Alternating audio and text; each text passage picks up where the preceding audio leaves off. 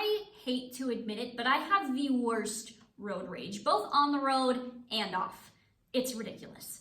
So you can bet when I see those dumb driver videos on TikTok, I'm a wreck, pun intended.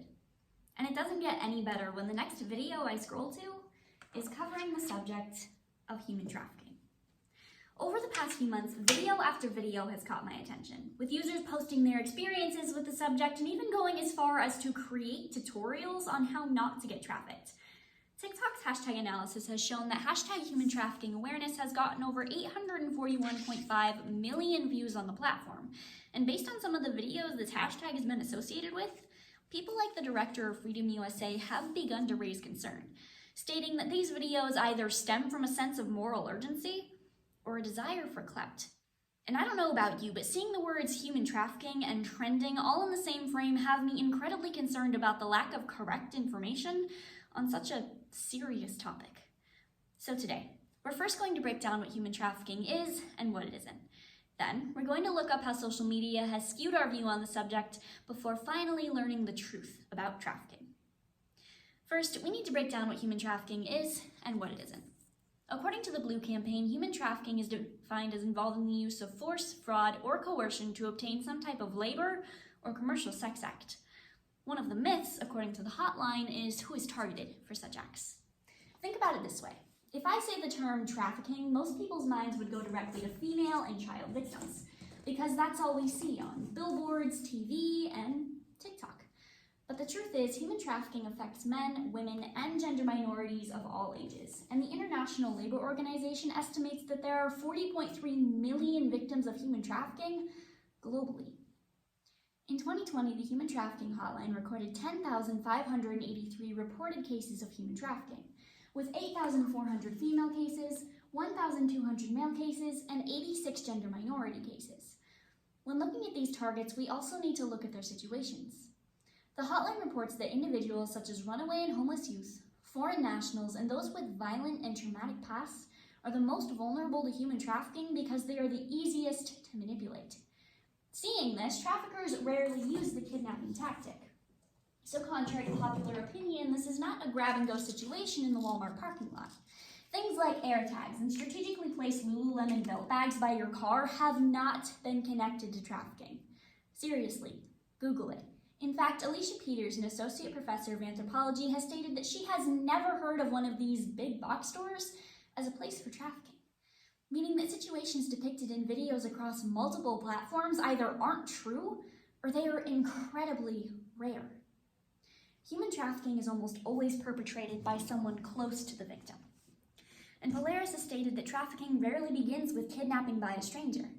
Instead, traffickers choose to groom their victims using love to manipulate their victim into cooperating in their own complication. This organization has reported that many of the victims were trafficked by members of their own family and intimate partners. Take the story of Sam, a man whose sexual abuse began when he was only 3 years old at the hands of his own father. His father told him that he loved him, and Sam believed him because it was all he knew. His father groomed him, gave him to other men at parties, and threatened to kill him with a special pill and pass it off as suicide if he told. Sam endured this abuse for years, only continuing because he was scared and wanted to make his father proud, all in his own home. But this is only one example. Relationships online have also been connected to trafficking. Polaris reports that traffickers will often use the tactic of boyfriending, which is a method that can be used by any gender to create an insincere relationship with their victim.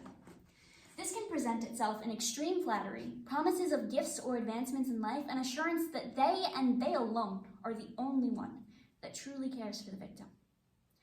This is a game designed to strip a victim of anything that could prevent their trafficker from getting what they want. Human trafficking is profoundly adaptable, and the rise of social media has made it easier for them to target their victims. Polaris has made statements about this adaptability, saying that since the pandemic, online recruitment has increased a significant 22%.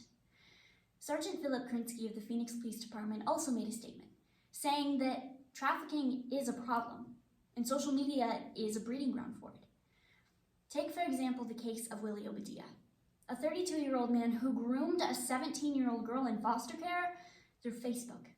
He eventually convinced the teen to meet him, and she was trafficked, advertised for sale online, and raped by 8 different men. She barely managed to escape. Nobodio was only sentenced to 20 years in prison. Speaking of social media, we need to identify how it has affected our view on trafficking. Hashtag human trafficking awareness has been circulating around multiple social media platforms, including TikTok and Facebook, attached to videos seemingly trying to warn other people. However, taking a closer look at some of these posts has had people questioning if they are actually true. For example, a video posted by user Janelle and Kate got over 1.8 million likes, and thousands of comments saying things like, "Thanks for the info, and this is why I never go anywhere without my boyfriend." The video? A 1-minute compilation of all the ways traffickers will try to abduct their victims, ranging from putting money on windshields, zip ties on handles, and carts by your car. However, even though thousands took it seriously at face value, this video was a parody, made to make fun of all of the fake instances that people have tried posting for views. Similarly, on Facebook, a user posted photos of a white van with no handle and its license plate. Part of her post captioned, "Human trafficking is real." However, when Michigan State Police examined these photographs, the post was found to be untrue. It was not connected to human trafficking or anything illegal. It was just a crappy white van and owners that suck at parking. Posts like these create a large problem in the world of human trafficking because though they might have good intentions, they have the wrong information.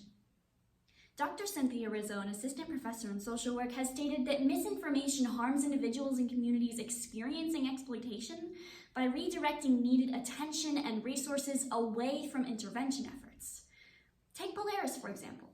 Polaris has had to dedicate an entire page of its online site to myths and rumors circulating about human trafficking, saying that sometimes these stories are put forward by well-meaning people who are truly concerned. Other times, rumors are spread by individuals with other agendas. And that's the truth. Posts like these create a paranoia, both on social media and in our lives. For example, when TikTokers post about things like zip ties, white passenger vans, and abandoned car seats, false or not, they are spreading awareness for abduction, not human trafficking. So when they post these things with the hashtag human trafficking awareness, they are now spreading misinformation, causing others to look for the wrong situation instead of the true warning signs.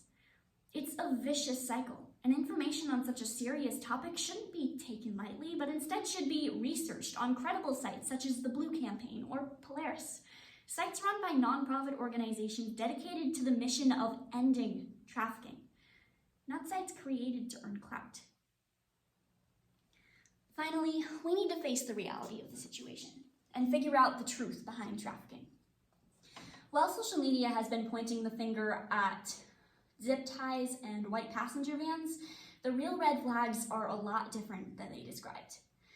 The Human Trafficking Hotline has dedicated an entire page of its online site to helping people beginning new relationships or ending ones that have already reached the final manipulative outcome. They even include links to sites like Be Safe, a free safety program that can alert people that you're closest with that you need help, sending them your location, along with video and audio of your situation. It's filled with safety tips around general online safety, suspicious and controlling relationships, and what to do once they've finally left a situation that has held them captive for so long. While these resources are available to everyone, Polaris reports that most often the only people we can help are those that we interact most with, because the two key words in identification are context and proximity. We first broke down what human trafficking is and what it isn't. Then, we looked up how social media has skewed our view on the subject before finally learning the truth about trafficking. So it's definitely safe to say that my road rage isn't the biggest problem, and TikTok is not the greatest source of information. Because when it comes down to it, social media is an amazing way to spread information. But one wrong post could cause a whole lot of trouble with traffic.